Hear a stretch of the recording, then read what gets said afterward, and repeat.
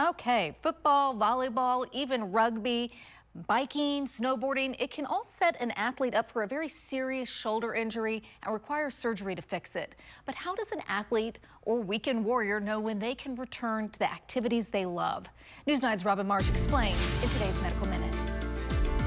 Ryan Green loves to hop on his mountain bike for fitness and a little fun, but during a ride last year, Ryan was going downhill about 20 miles an hour. He suddenly lost control on the loose gravel and bit the dust. I fell right on my shoulder. When you can't even raise your arm above this point, you know there's a major issue. Orthopedic specialist Dr. John Paul Rue determined that Ryan had a broken bone that keeps the shoulder joint in place. It's like a golf ball sitting on a golf tee. It wants to try to fall off, and the muscles and the tissues around it try to keep it in place. Because of the force, it actually punched through and broke the lip of the bony glenoid, which is the cup, if you will, or the tee. Surgery was the only option.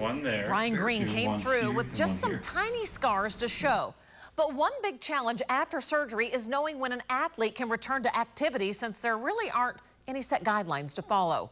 Earlier this year, researchers outlined 6 criteria that doctor and shoulder patients should consider before starting back up again. Awesome. Back down like this.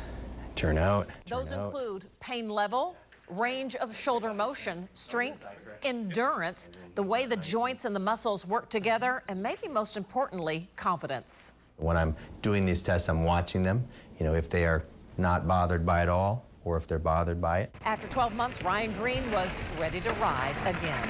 Doing all the exercises, doing the strengthening, doing the range of motion, it was all necessary to get back to this point, but it was all totally worth it. Orthopedic specialists say it's important that athletes are aware they may not be able to return to the same level of performance before their injury. They also say there's a higher rate of shoulder injury, so the rehab and then decision-making about returning to play is actually more important. For today's Medical Minute, I'm Robin Marsh.